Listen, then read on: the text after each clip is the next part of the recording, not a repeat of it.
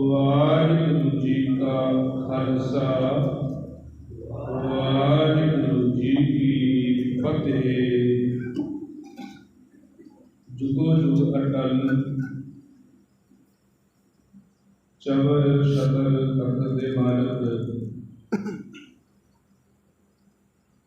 गुरता गति के विराजमान जहरा जुहूर सर्व कला भरपूर सर्व सांझी वार्ता है प्रति दसा पातशाहियां दे हिरदे का स्वरूप धन धन सतगुरु श्री गुरु ग्रंथ साहिब सच्चे पातशाह जी की पावन पवित्र हजूरी अंदर गुरुद्वारा श्री गुरु नानक देव जी सिंह सभा विखे अमृत वेले दियां हाजरियां भर रहे गुरु प्यारे माई भाई सत्संगी जनों, वडभागे हो धनता के योग हो जो सतगुरु साहब जी की रपी बाणी को श्रवण करके सेवा ते सिमरन का लाहा प्राप्त करके गुरु महाराज गुरु ग्रंथ साहब जी के दर्शन दीदार करके अपने समय को सफल करने का यत्न कर रहे हो। अज दूसरे पातशाह सतगुरु गुरु अंगद साहब जी महाराज जिन्हों का पावन पवित्र प्रकाश दिहाड़ा भी है। आओ मन बिरतियां एकाग्र करके बख्शे हुए समय के मुताबिक समय विच रह के गुरु साहब जी के जीवन संबंधी संखेप रूप में आप विचार करने का यत्न करिए। विचार की आरंभता तो पहला कोई भी रचना फतेह तो वांझी ना रहे।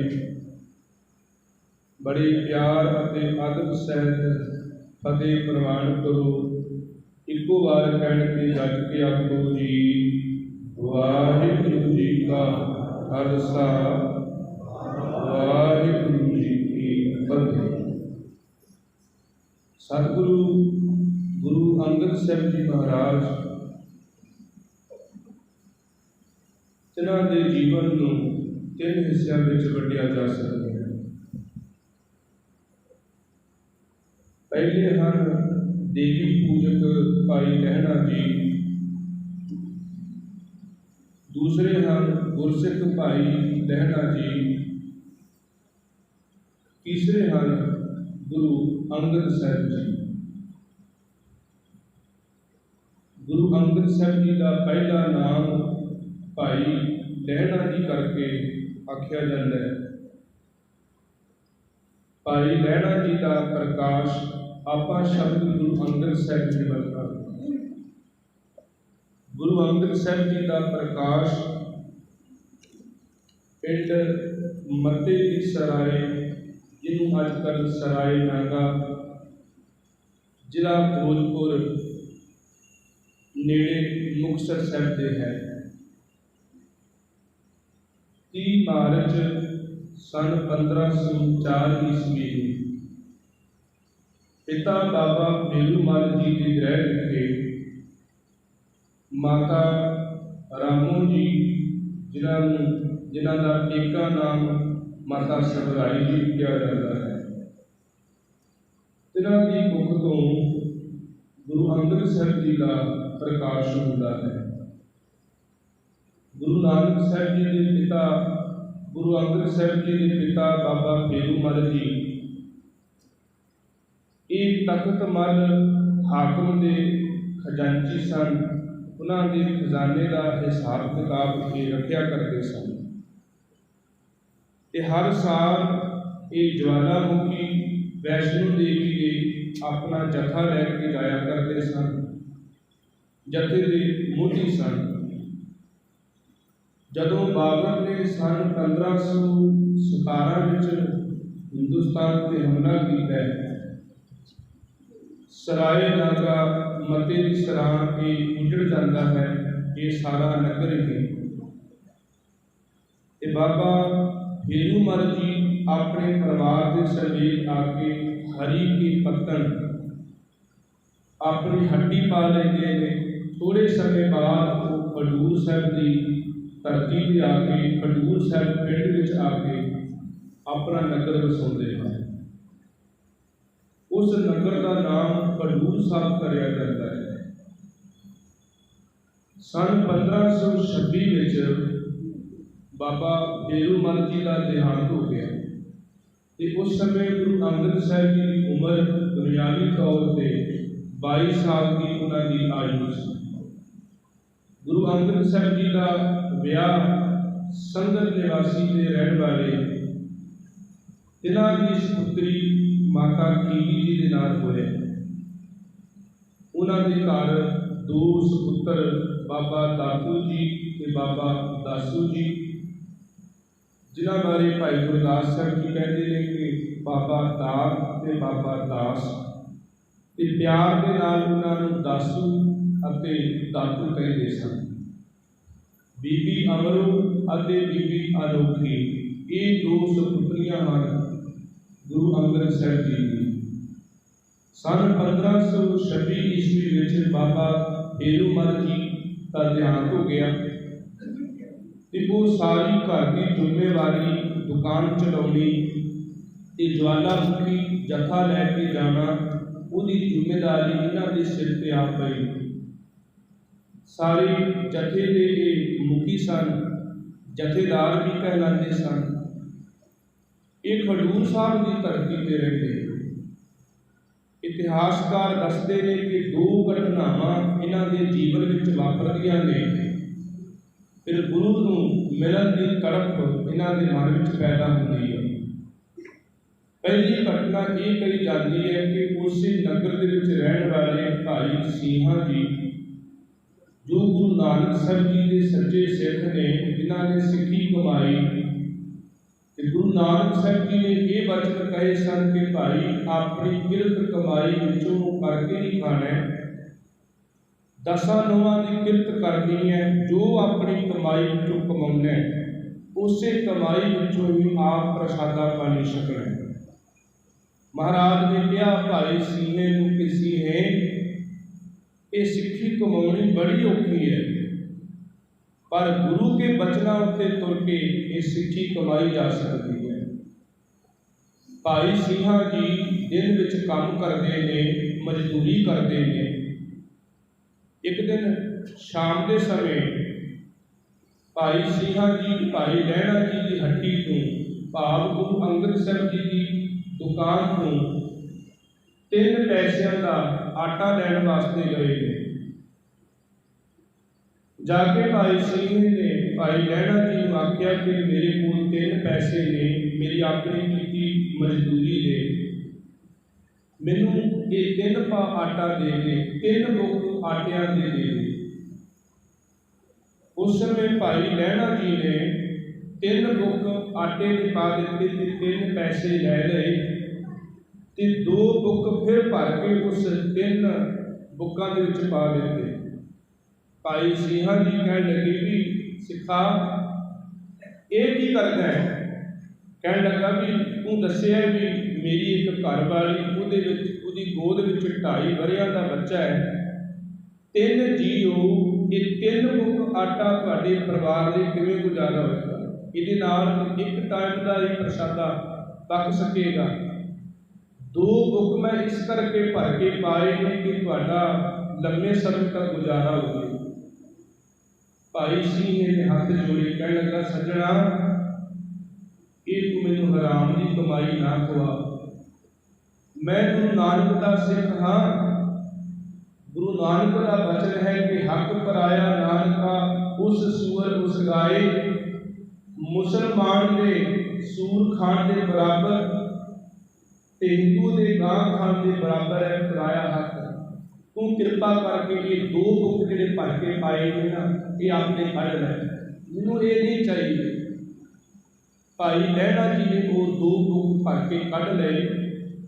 भाई सिंहा जी वो 3 बुक आटे लैके अपने घर नूं आ गए ते भाई लहणा जी उन्हां दे पिछे पिछे आए।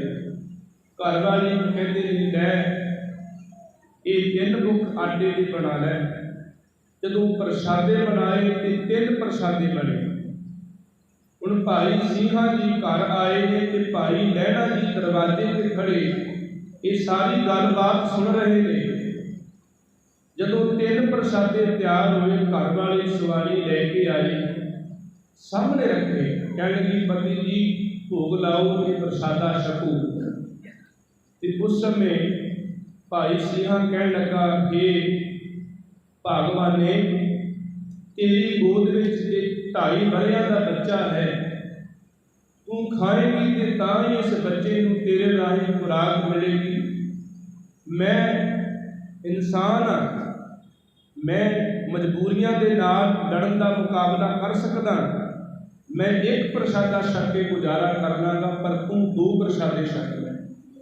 घर वाले कह लगी नहीं मैं एक प्रसादा छकांगी 2 तुसीं छकोगे। इतनी देर तो एक गली में फकीर आया, कह लगा भी मैं अज सारे दिन का भुखा हाँ, बड़ियां नूं जगाया पर किसी ने मेरी आवाज़ नहीं सुनी, कोई जागया नहीं, अब मैनूं प्रसादा चाहिए। ते भाई सिंहा कह लगे लै भगवाने गुरु नानक ने आपे ही फैसला कर दिता है इन्हां 3 प्रसादियां का। अपने को 3 प्रसादे ने, एक एक आपा छक लैने आ ते एक प्रसादा इस फकीर नूं दे दे। फकीर की झोली में जो प्रसादा पाया कह लगा मेरे पेट की हजे भी भुख नहीं बुझी, मैनूं एक प्रसादा होर चाहिए। भाई सिंहा कह लगा भगवाने धन है तू, सिक्खी कमाउण च लगी हुई है, आ लै एक प्रसादा ये भी उस फकीर नूं दे दे, आपां एक प्रसादा छक के अपना गुजारा कर लो। जब दोवें प्रसादे उस फकीर नूं दे दिते ते भाई लहणा जी दी अखां विच हंझू आ गए, आके घुट के भाई सीने के चरणों में पै गए। कह लगा धन है तू, धन है तेरा गुरु नानक, तू मैनूं गुरु नानक के चरणों में लै चल, मैं गुरु नानक के चरणों में जाना चाहूँगा। ये पहली घटना विद्वान ये दसते आ। दूजी घटना ये दसते हैं कि इसे ही नगर के रहने वाले भाई जोध जी जो गुरु नानक साहब जी के सिख होए ने ते सिखां की सूची में भी इन्हां दा नाम आउंदा है। ये भाई जोध जी गुरु नानक साहब जी के दरबार करतारपुर साहब तो अपने नगर आए। एक दिन ये शब्द पढ़ते जा रहे सन, उस शब्द की आवाज़ भाई लहणा जी के कानां विच पई, मन गदगद हो गया, मन प्रसन्न हो गया। पूछया जाके भाई जोध जी नूं कि ये बाणी किसदी है, ते भाई जोध जी कह लगे भी ये बाणी सतगुरु गुरु नानक साहब जी की है। ये बाणी गुरु नानक साहब जी की है जो उन्होंने दुनिया के भले वास्ते उच्चारण की है। इस समय वो करतारपुर साहब की धरती पर रह के लोगों के ऊपर परोपकार कर रहे हैं, जियां नूं तार रहे हैं। ते आशा की वार की ये पौड़ी है, पौड़ी जित मिले है सुख पाई है, सो साहिब सदा संभाली है। जित कीता पाई है अपना सा घाल बुरी क्यों घाली है। मंदा मूना कीचई दे लंबी नदर निहाली है। जिव साहिब नाल नहाली है ते रेहा पासा ढाली है, इस नाही ऊपर घाली है। इसका मतलब है जित सेवे है सुख पाई है, जिस मालिक नूं सिमर के सुख पाई है, जीवन में सुख प्राप्त होता है। सो साहिब सदा संभाली है, कहते उस मालिक को हमेशा ही संभालना चाहिए। जित कीता पाई है अपना सा घाल बुरी क्यों घाली है।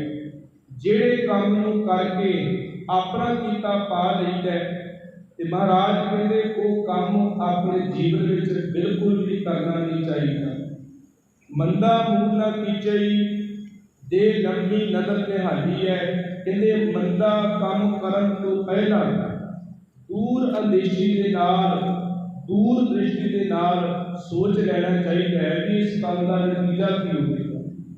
मंदा बोलना कीचई दे लंबी नजर निहाली है, जो साहिब नाल नहाली है ते वेहा पासा ढाली है, इस लाए उपर काली है। ये पौड़ी जदों भाई लैणा जी ने सुनी तो भाई जोध जी पासों पता पूछया, मन में ये गल पक्की कर लई कि ऐतकी बार जदों ज्वालामुखी दे जावांगे, वैष्णो देवी दे जावांगे ते गुरु नानक साहब जी के दर्शन करके आउणे। संगत जी, इतिहास दसदा है कि गुरु अंगद साहब भाई लैणा जी के रूप में अपने पैरों में घुंघरू बन के घंटियां बंधी देवी की मूर्ति अगे नचते सन। अपने तन का वो लिबास भी उहो जिहा अपना लेंदे सन जिहो जिहा लोग अज भी ये देवी देवतियां के अस्थानां ते पा के जाते हैं। अपने जथे नूं नाल लैके ज्वालामुखी दे चले ने। रस्ते विच रावी दरिया के किनारे अपना ठिकाना कीता। इधर सतगुरु गुरु नानक साहब जी ने करतारपुर साहब के नगर नूं वसाया। उत्थे जगत जियां नूं तार रहे सन। इतिहासकार दसते हैं कि लमसम 20,000 के करीब उत्थे वसो हो गई सी करतारपुर साहब की धरती पर। उस समय जदों भाई लैणा जी अपने जथे समेत रावी के दरिया किनारे पहुंचे ने, अपने जथे नूं आख्या, नाल दे साथ नूं आख्या, संगिया नूं आख्या कि तुसीं इत्थे बैठो, मैं कुछ जरूरी काम ते जाना है। जरूरी काम उन्होंने लिए यही सी कि इत्थे करतारपुर साहब नेड़े है, क्यों ना जाके गुरु नानक साहब जी के दर्शन किए जान। भाई लैणा जी घोड़ी ते असवार होए ने ते चले ने करतारपुर साहब वाल नूं। उधर सतगुरु गुरु नानक साहब जी महाराज अपने तखत ते विराजमान ने, उठे ने। मन में ये सोच अपनाई है कि इस तखत नूं संभालने वाला अज वो वारस आ रहा है, क्यों ना अगे होके उन्होंने जी आया आखिए। अगे गुरु नानक साहब जी महाराज उदासियां वाला लिबास उतारिया हुआ है, सादा लिबास आम गृहस्थियां वाला पातशाह जी के मोढे ते परना है। बाहर रस्ते वाल महाराज सैर करते पे ने। भाई लैणा जी ने गुरु नानक साहब को पूछा, क्योंकि पहला उन्होंने कदे भी दर्शन नहीं सन किए गुरु नानक साहब जी के। पूछया, हे बुजुर्गा, हे पुरखा, मैं गुरु नानक साहब के घर जाना है, ये किहड़ा राह जाता है, किस रस्ते जावां? ते गुरु नानक साहब कहन लगे, आ पुरखा, मेरे पीछे अपनी घोड़ी लै आ, मैं तैनूं उस घर लै चलना, बाबे के घर विच लै जाना। गुरु नानक साहब जी अगे अगे ते भाई लैणा जी पिछे घोड़ी ते चढ़ के आ रहे ने। महाराज अपनी धर्मशाला विच लै गए ते भाई लैणा जी ने हुक्म किया कि उस दरखत के हेठां घोड़ी बन के इस दरवाजे राही अंदर प्रवेश कर, तेनों गुरु नानक साहब के दर्शन होंगे। भाई लैणा जी ने घोड़ी बन्नी, अंदर धर्मशाला विच प्रवेश किया। सतगुरु गुरु नानक साहब जी महाराज सिंघासन ते विराजमान ने। शब्द कीर्तन हो रहा है। पातशाह जी के चरणों में जाके मत्था टेकिया है। महाराज ने सिर ते हथ रखे है, सिर नूं परोसे है, खुशी मिली है, मन नूं सुख मिले है। जदों नेत्र तां चुके की देखिया कि वही बजुर्ग जो मैनूं अपने घर का रस्ता दस्सण वास्ते मेरे अगे अगे आ रहा सी ते मैं पिछे पिछे चल रहा सी। हाथ जोड़े कह लगा, महाराज अज पहले दिन ही मेरे पासों बहुत वड्डी भुल हुई है। आप जी चल के आ रहे सी पैदल ते मैं घोड़ी ते असवार होके आ रहा सा, महाराज खिमा बख्शो। ते गुरु नानक साहब कह लगे, पुरखा तेरा नाम की है? हाथ जोड़े कह लगा, मेरा नाम लहणा है। ते गुरु नानक साहब कह लगे, लहणेदार ये हमेशा घोड़ियां ते चढ़ के ही आउंदे ने, तू लहणा है, असा तेरा देना है। उस समय सतगुरु गुरु नानक साहब जी के इन्हां अगम्मी बचनों नूं भाई लहणा जी ना समझे। गुरु नानक साहब जी ने गुरमंत्र दृढ़ कराया, सिੱਖੀ उन्हां नूं दृढ़ कराई ते नाल दे साथियां ने आके आख्या लहणा जी चलो चलिए ज्वालामुखी दे। ते उस समय भाई लहणा जी कहन लगे भी हुण मैं किसी भी ज्वालामुखी दे नहीं जाना, जिस राही नूं मंजिल मिल जावे उन्हें फिर उस राह ते तुर के की लैना। मैनू मेरी मंजिल गुरु नानक साहब जी का मिलाप हो गया है, मैं इस घर तो हुण वापस कदे भी जाना नहीं। इतिहास दसदा है नाम के साथी कह लगे तेरे ते देवी की कुरूपी हो जाएगी, तू खत्म हो जाएगा, तेनू जाना पएगा।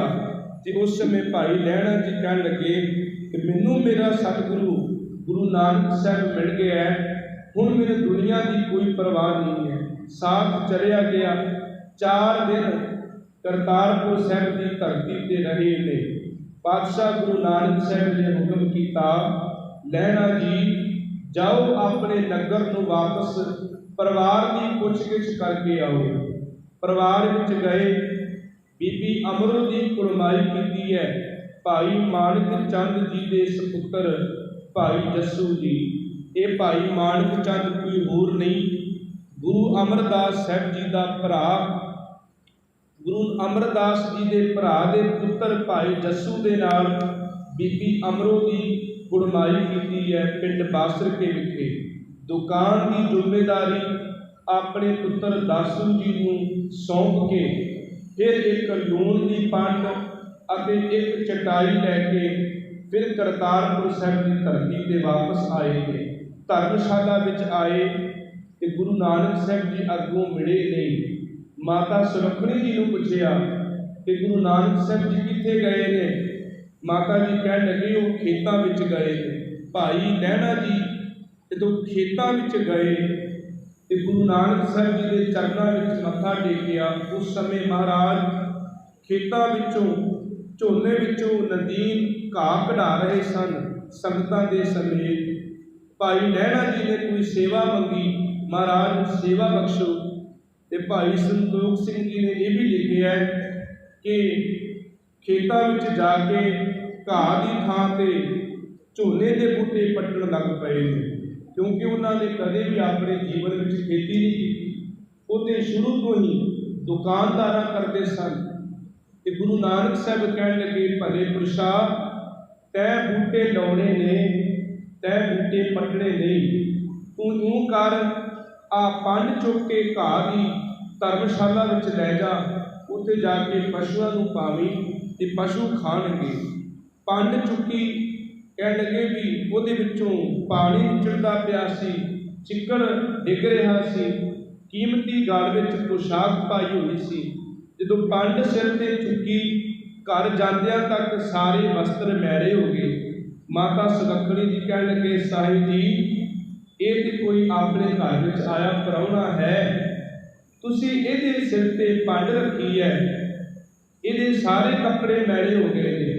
तो उस समय गुरु नानक साहब कह लगे भगवाने इहदे सिर ते ये पंड नहीं, ये घाह की पंड नहीं, ये दीन दुनिया का छतर असीं इहदे सिर ते कराए। आज तेनू गंदा पानी ते चिक्कड़ लगता है, कपड़ियां नूं लग्या है, ये गंदा पानी चिक्कड़ नहीं, ये केसर असीं इहदे कपड़ियां ते छिड़किया है। तो उस समय भाई लहणा जी को यह प्रतीत होया कि गुरता गद्दी कोई ऐसो आराम का साधन नहीं, ये एक जिम्मेदारी की पंड है, जिस जिम्मेदारी को अपने सिर से लेना बहुत जरूरी है। इतिहास दसदा है कि 7 साल गुरु नानक साहब जी के चरणों में रह के इन्होंने सेवा की है। सन 1504 ईस्वी का इन्हों का प्रकाश है। तो सन 1532 ईस्वी में गुरु नानक साहब जी के चरणों में एक करतारपुर साहब के पहुँचे सन। वो आपको पता है कि महाराज जी ने जिन्नियां इन्हां दीयां परीक्षां लईआं ने ना, उन्हां सारियां परीक्षां दे विचों भाई लहणा जी पास होए ने। किते महाराज ने आख्या भी गंदे खूह विच, गंदे छप्पड़ विच एक ਵੱਡਾ ਲੋਟਾ ਸੁੱਟ ਕੇ ਆਖਿਆ ਵੀ ਇਹਨੂੰ ਕੱਢ ਕੇ ਲਿਆਓ। ਪਹਿਲਾਂ ਪੁੱਤਰਾਂ ਨੂੰ ਪੁੱਛਿਆ, ਪੁੱਤਰਾਂ ਨੇ ਕਿਹਾ ਮਹਾਰਾਜ ਜੇ ਸੁੱਟਣਾ ਹੀ ਸੀ, ਜੇ ਕੱਢਣਾ ਹੀ ਸੀ, ਇਹ ਸੁੱਟਿਆ ਕਿਉਂ ਹੈ? ਜੇ ਹੁਣ ਸੁੱਟ ਹੀ ਦਿੱਤਾ ਹੈ ਤੇ ਗੁਰੂ ਘਰ ਵਿੱਚ ਕਿਸੇ ਗੱਲ ਦੀ ਘਾਟ ਨਹੀਂ, ਆਪਾਂ ਨਵਾਂ ਲੈ ਲਵਾਂਗੇ। ਭਾਈ ਲਹਿਣਾ ਜੀ ਨੂੰ ਹੁਕਮ ਕੀਤਾ, ਲਹਿਣੇ ਇਹ ਗੁਰੂ ਘਰ ਦੀ ਵਸਤੂ ਹੈ, ਇਹ ਅਜਾਈ ਨਾ ਜਾਏ। ਭਾਈ ਲਹਿਣਾ ਜੀ ਨੇ ਕੱਪੜਿਆਂ ਦੀ ਪਰਵਾਹ ਕੀਤੇ ਤੋਂ ਬਗੈਰ ਉਸ ਗੰਦੇ ਛੱਪੜ ਵਿੱਚ ਛਾਲ ਮਾਰ ਕੇ ਲੋਟਾ ਕੱਢ ਕੇ ਧੋ ਕੇ ਗੁਰੂ ਸਾਹਿਬ ਦੇ ਚਰਨਾਂ ਵਿੱਚ ਰੱਖ ਦਿੱਤਾ। ਇਹ ਸਿਰਫ ਗੱਲ ਲੋਟਾ ਸੁੱਟਣ ਦੀ ਤੇ ਲੋਟਾ ਕੱਢਣ ਦੀ ਨਹੀਂ, ਗੱਲ ਸੀ ਕਿ ਗੁਰੂ ਨਾਨਕ ਸਾਹਿਬ ਜੀ ਦੇ ਬਚਨਾਂ ਤੇ ਪੂਰਾ ਕੌਣ ਉਤਰਦਾ। ਹੁਕਮ ਮੰਨਿਆ ਹੋਵੇ ਪ੍ਰਵਾਨ ਤਾਂ ਖਸਮੇ ਕਾ ਮਹਿਲ ਪਾਏ ਸੀ। ਉਹਨਾਂ ਨੂੰ ਖਸਮ ਦਾ ਘਰ ਮਿਲਦਾ, ਖਸਮ ਦਾ ਮਿਲਾਪ ਹੁੰਦਾ ਜਿਹੜੇ ਉਸ ਦੇ ਹੁਕਮ ਨੂੰ ਮੰਨ ਕੇ ਉਹਦੇ ਚਰਨਾਂ ਵਿੱਚ ਆਪਣਾ ਸਿਰ ਝੁਕਾ ਦਿੰਦੇ।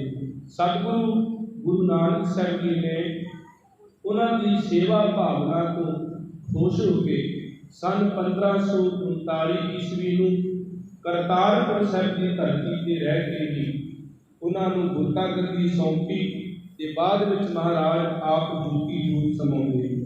ਪ੍ਰੀਖਿਆ ਵਿੱਚੋਂ ਗੰਦੇ ਪਾਣੀ ਵਿੱਚੋਂ ਲੋਟਾ ਕੱਢਣਾ, ਮਰੀ ਹੋਈ ਚੂਹੀ ਧਰਮਸ਼ਾਲਾ ਵਿੱਚੋਂ ਬਾਹਰ ਕੱਢਣੀ, ਰਾਤ ਦੇ ਸਮੇਂ ਧਰਮਸ਼ਾਲਾ ਦੀ ਕੰਧ ਉਸਾਰਨੀ, ਰਾਤ ਦੇ ਸਮੇਂ ਰਾਵੀ ਦਰਿਆ ਦੇ ਵਿੱਚ ਕੱਪੜੇ ਧੋਣ ਵਾਸਤੇ ਜਾਣਾ। ਫਿਰ ਅਖੀਰ ਹੁਕਮ ਕੀਤਾ ਕਿ ਉਸ ਆਪਣੇ ਤਨ 'ਤੇ ਸਾਂਸਿਆਂ ਵਾਲਾ ਲਿਬਾਸ ਧਾਰਨ ਕਰਕੇ ਆਪਣੇ ਹੱਥ ਵਿੱਚ ਇੱਕ ਮੋਟਾ ਸੋਟਾ ਪਕੜ ਕੇ, ਕਵੀ ਸੰਤੋਖ ਸਿੰਘ ਜੀ ਲਿਖਦੇ ਨੇ ਕਿ ਕੁਝ ਕੁੱਤੇ ਨਾਲ ਲੈ ਕੇ ਘਰ ਤੋਂ ਬਾਹਰ ਨੂੰ ਚੱਲੇ ਨੇ ਤੇ ਆਪਣੀ ਜੇਬ ਵਿੱਚ ਕੁਝ ਹੀਰੇ ਮੋਤੀ ਮੋਹਰਾਂ ਪਾਈਆਂ ਨੇ ਤੇ ਅੱਗੇ ਅੱਗੇ ਗੁਰੂ ਨਾਨਕ ਸਾਹਿਬ ਜੀ ਹੱਥ ਵਿੱਚ ਡੰਡਾ ਫੜਿਆ, ਸੋਟਾ ਫੜਿਆ, ਪਿੱਛੇ ਪਿੱਛੇ ਭਾਈ ਲਹਿਣਾ ਜੀ, ਬਾਬਾ ਬੁੱਢਾ ਸਾਹਿਬ ਜੀ, ਭਾਈ ਗੁਨੀ ਚੰਦ ਜੀ ਇਤਿਆਦਿਕ ਹੋਰ ਗੁਰੂ ਕੇ ਸਿੱਖ।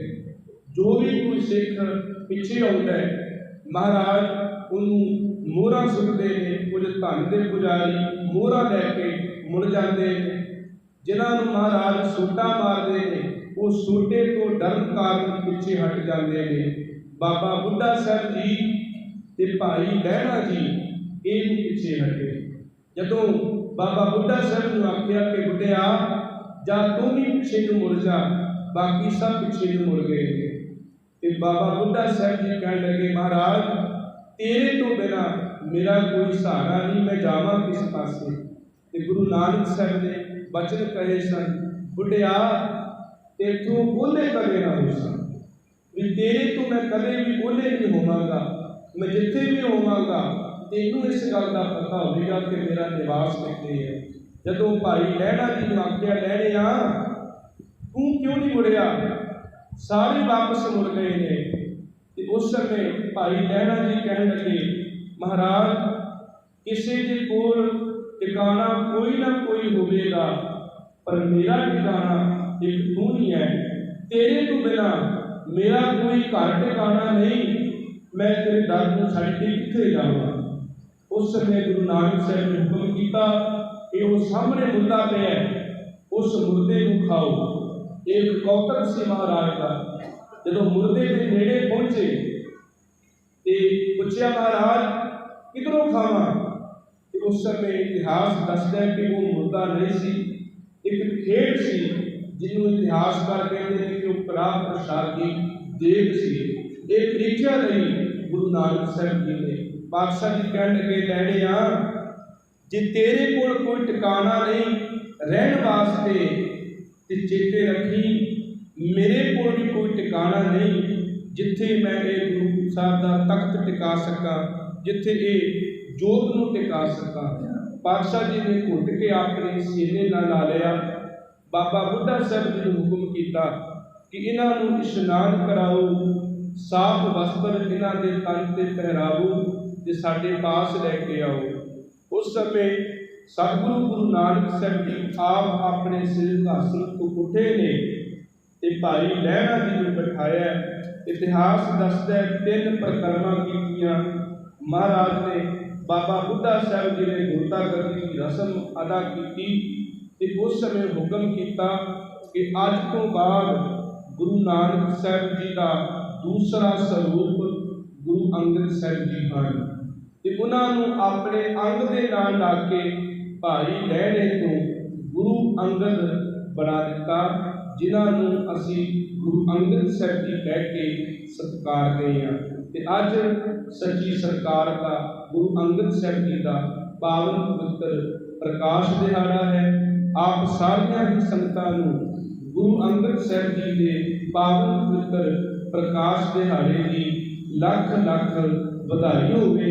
महाराज कृपा कर सारिया के सिर ते मेहर भरिया हथ रखण, चढ़ती कला की दात बख्शिश करन।